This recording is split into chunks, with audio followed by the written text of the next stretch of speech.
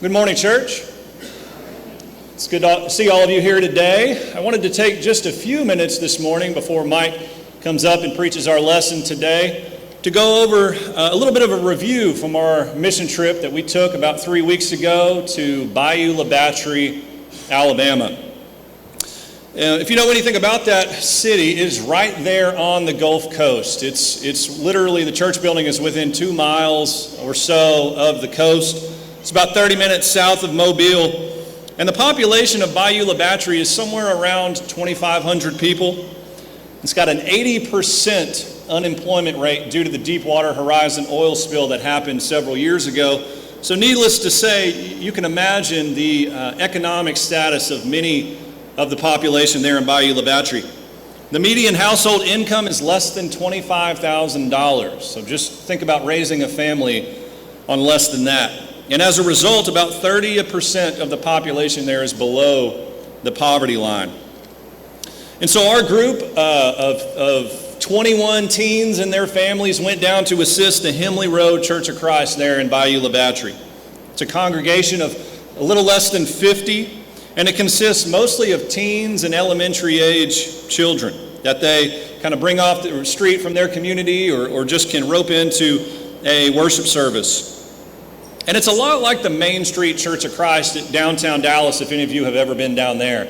They do a lot of work for their community in Bayou La Batre. And as a result, they spend a lot of their time and resources on that community rather than on themselves. Sometimes their building and their property gets neglected, and the needs of the individual congregation gets neglected as well because of their time and effort for the community. And so they rely on churches like the Landmark Church of Christ to bring groups down there over the summer and to work and simply serve and do whatever we could to lift them up, to build them up, and to help them in their work. So that's what we did. On Saturday, early in the morning, we took a crew down there and spent all day traveling. It was about a 9-hour drive if you don't take any stops. And we were able to visit Duck Commander on the way there in West Monroe, Louisiana, so that was a good little sightseeing tour there.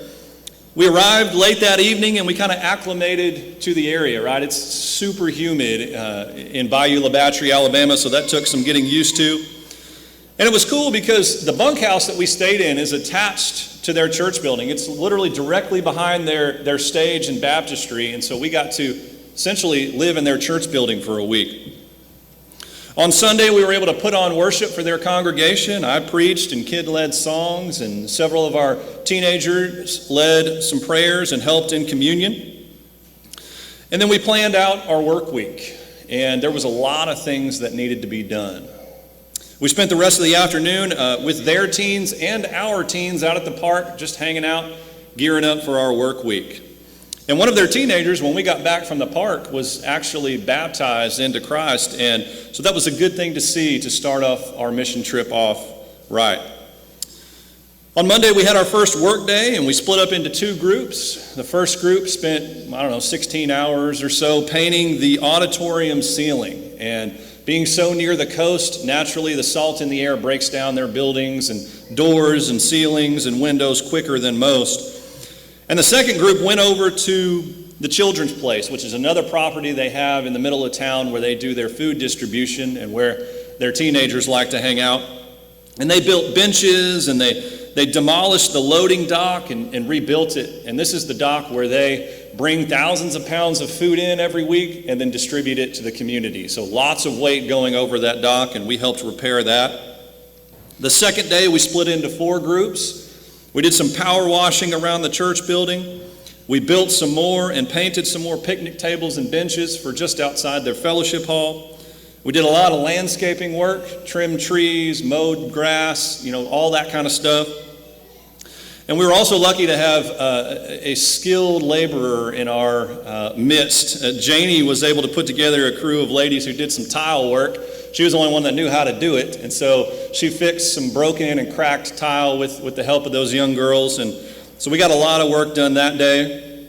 On Wednesday was our 3rd work day, and our first group finished up some hedge work, and they sanded and painted the front door, which faces the coast, so you can imagine the amount of torment that wooden door takes. And we hope next year to be able to take a replacement door with us when we go and fix that for them.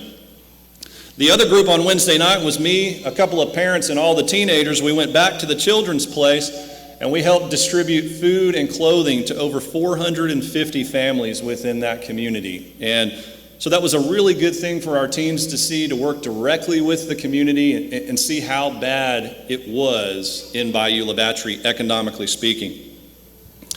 That evening, our men put on worship for their congregation, had some Bible class time, and I took the teens from both churches back to the children's place, and we had games and worship and kind of a roundhouse style time of worship that evening. So that was good for our kids to interact with theirs and just make some relationships that they can further in the future. On Thursday, we were supposed to spend the entire day at the beach, but we had some jobs that we had to wrap up that morning, do some cleaning up. And so we spent the afternoon at Dolphin Island, which is an island about 20 minutes from the church building, beautiful beaches, and it was a really good time just to unwind from a week's worth of work. Friday was the day we went home, but we realized that when you're in the bayou, they count time just a little bit differently than we do. They say you're on bayou time. And so we were expecting a load of gravel to come in earlier in the week, but it didn't get there till late Thursday. So before we got on the bus, we spent about 3 hours early Friday morning leveling out the loading dock area over at the children's place where they load food. Then we got on the bus and came home, and some of our families even went on to Florida to have some time of vacation. And so overall, it was a really good trip. We got to know each other better. We actually had this really eclectic group of families that maybe didn't have super deep relationships before we went, but I think by the end of it, we were able to deepen those. We worked really hard for the community and the local congregation there. And I talked to Miss Daphne the other day. She's kind of the lady who heads things up at the Himley Road Church of Christ. And she said, we did more than any group had done in 1 week in several years. And so we were excited to hear that. And that's just a testament to the parent sponsors that we had going with us. And we really got to know the congregation and especially the kids well. And the young teenager that got baptized the Sunday we got there, his name was Torin. And we got really attached to Torin by the end of the week because he was a foster child in the local community, had 6 foster brothers and sisters, and his mom didn't even take the time, his foster mother didn't even take the time out of her day to come watch him be baptized that Sunday. So we were the only ones that he had there to encourage him. And he spent the entire week working with us, and so we're excited about what God's doing in his life and keeping up with him. And so I guess my one little pitch for next year is you've got to come experience this for yourself. We've got the dates up there, June 4th through June 10th in 2022. But I just want to thank you for the support. I want to thank you for the funds that you brought forth that we were able to really use. And I also talked to Miss Daphne about that, and basically everything we sent, we spent. And so it was put to good use. So you need to come next year. You will not regret it. You will grow as a person, you will grow as a Christian, and you will grow as a member of your family. And at this time, I've asked Jason to come up and kind of tell you a little bit about how this trip individually impacted his family.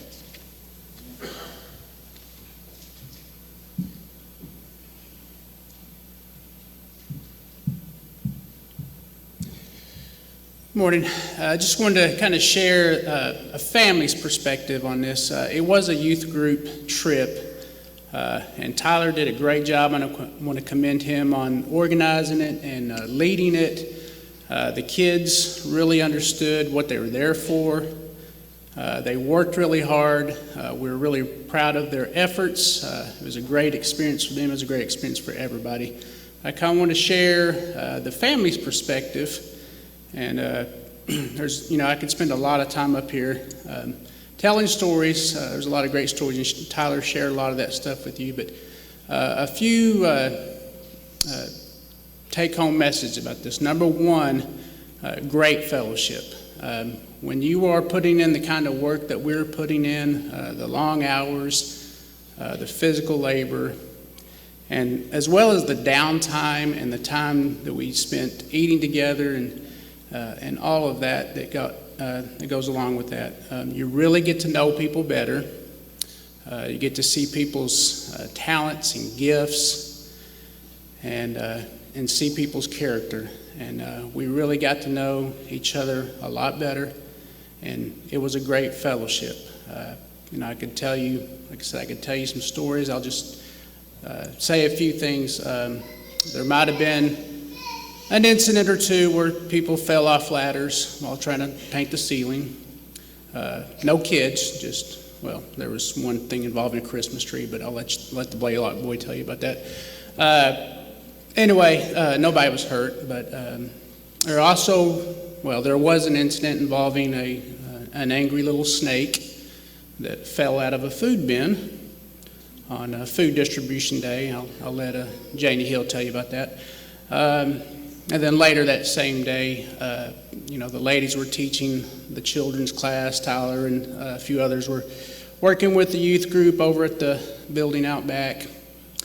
And what was supposed to be an adult class that Wednesday turned into a 5-member song service. And it wore me out. I was amongst 3 song leaders, and I just couldn't keep up. But just to tell you a little bit about the fellowship. So it was a great fellowship, not just with our own members, but with our new friends in Alabama. So great fellowship, and there is no better fellowship than working together for a common cause. And I was really proud to be with those people and get done what we got done. Second take-home message is what a blessing.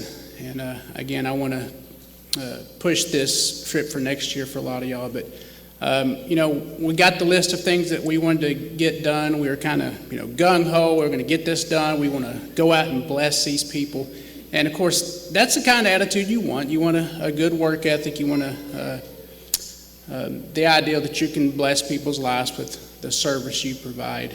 But when it's all said and done, we really got a tremendous blessing. Getting to work with those people, see their ministry, see the impact they have on people's lives, the children's life, feeding people, just letting people know they're important, loving people when a lot of people wouldn't.